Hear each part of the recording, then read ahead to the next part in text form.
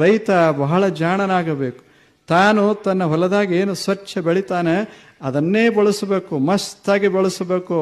ನಿಮ್ಮ ನಿಮ್ಮ ಕಾಯಿಪಲ್ಲೆ ನೀವ ತಿನ್ರಿ, ನಿಮ್ಮ ಹಣ್ಣ ನೀವ ತಿನ್ರಿ, ಎಷ್ಟು ಚಲೋ ಇರ್ತಾವ. ಅದನ್ನು ಓದು ಶಹರಕ್ಕೆ ಕೊಟ್ಟು ಮುಂಬೈ ಕೊಟ್ಟು ಬಾಟ್ಲಿ ಬಂದ ಬಳಕ ಕುಡಿಯೋದ್ರಾಗ ಅರ್ಥ ಏನದ?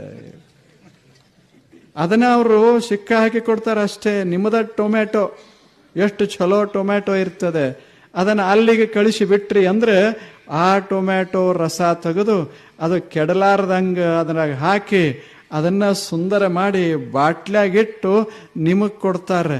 ನೀವು 10 ರೂಪಾಯಿ ಕೊಟ್ಟ ಟೊಮ್ಯಾಟೊ ನಿಮಗೆ 500 ರೂಪಾಯಿಗೆ ಬಾಟ್ಲಿ ಕೊಟ್ಟು ತಂದು ಕೊಡ್ತಾರೆ ಅಷ್ಟೆ.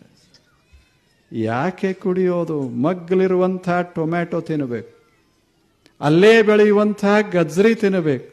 ಮೊದಲು ಮಾಡ್ತಿದ್ದ ಒಕ್ಕಲಿಗ ಎಷ್ಟು ಆರಾಮ್, ಅಲ್ಲೇ ಹೊಲದಾಗ ಕೈಯೊಳಗೆ ರೊಟ್ಟಿ ಇಟ್ಕೊಂಡು ಅದರಾಗ ಒಂದಿಷ್ಟು ಏನರೇ ಚಟ್ನಿ ಹಾಕ್ಕೊಂಡು ಇಲ್ಲ ಒಂದು ಸ್ವಲ್ಪ ಮೊಸರ ಇಟ್ಕೊಂಡು ಕೈಯಾಗಿ ಹಿಡ್ಕೊಂಡು ತಿರುಗಾಡ್ಕೋತ ಅಲ್ಲೊಂದಿಷ್ಟು ತಪ್ಪಲು ಸಿಕ್ಕರೆ ತಿಂತಿದ್ದ, ಇಲ್ಲೊಂದಿಷ್ಟು ಬದನೆಕಾಯಿ ಸಿಕ್ಕರೆ ತಿಂತಿದ್ದ, ಒಂದು ಗಜ್ರಿ ತಿಂತಿದ್ರೆ ಸಿಕ್ತಿದ್ರೆ ತಿಂತಿದ್ದ.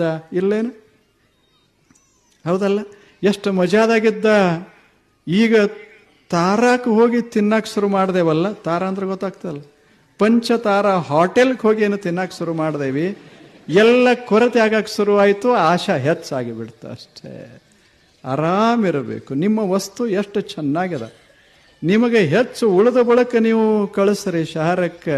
ಆದರೆ ಮೊದಲೇ ಶಹರಕ್ಕೆ ಕಳಿಸಿ ನೀವು ಬಡವಾಗಬಾರದು ಅಷ್ಟೇ. ಒಕ್ಕಲಿಗೆ ಬಡವಾಗಬಾರದು. ಒಕ್ಕಲಿಗನಂತ ಶ್ರೀಮಂತ ಯಾರಿಲ್ಲದ. ಅವನ ಮನ್ಯಾಗ 2 ಚೀಲ ಜ್ವಾಳಿದ್ರು ಸಾಕು. 100 ಎಕರೆ ಭೂಮಿ ಯಾಕೆ ವಿಚಾರ ಮಾಡೋದು? ಬೆಲೆ ಕಟ್ಟಬಾರದು. ನೀವು ಶಹರದವ್ರ ಹತ್ರ ಹೋದ್ರೆ ಹೇಳ್ತಾರೆ 1 ಫೂಟಿಗೆ 1000 ರೂಪಾಯಿ ನೀವು ಲೆಕ್ಕ ಹಾಕ್ತೀರಿ. ನಮ್ಮದು 1 ಎಕರೆ 40,000 ಗುಣಲೇ 1000, 4 ಕೋಟಿ. ಹಿಂಗೆ ಲೆಕ್ಕ ಹಾಕಬಾರ್ದು. ಭೂಮಿಗೆ ಬೆಲೆ ಕಟ್ಟಬಾರದು. ಒಕ್ಕಲಿಗ ಅಷ್ಟದನ್ನ ಪ್ರೀತಿಸಬೇಕು, ಅದರಾಗಿಂದ ಸಂಪತ್ತ ತೆಗೆದು ಬಿಡಬೇಕು. ಅಂಥವನಷ್ಟು ಶ್ರೀಮಂತ ಯಾರದಾರ? Here the richer than the richest. ಒಕ್ಕಲಿಗನಂತ ಶ್ರೀಮಂತ ಯಾರಿಲ್ಲ. ಯಾವಾಗಲೂ ಬ್ಯಾಂಕ್ ಇದ್ದಂಗದ, ಜೀವಂತ ಬ್ಯಾಂಕ್ ಇದ್ದಂಗೆ. ಒಕ್ಕಲತನ ಅಂದ್ರೆ ಭೂಮಿ ಅಂದ್ರೆ ಜೀವಂತ ಬ್ಯಾಂಕು. ಯಾವಾಗಲೂ ಫಲ ಕೊಡ್ತದೆ, ದುಡ್ದಷ್ಟು ಕೊಡ್ತದೆ. ಅಷ್ಟದು ನಾವು ಸ್ವಲ್ಪ ನೀರಾವರಿ ಯೋಜನಾ ಮಾಡ್ಕೊಂಡು ಬಿಟ್ರೆ ನಮಗೆ ಯಾವ ಕೊರತೆ? ಭೂಮಿ ಅಂದ್ರೆ ಅಷ್ಟು ಸಂಪತ್ತ ಕೊಡಕ್ಕೆ ಶುರು ಮಾಡ್ತದೆ.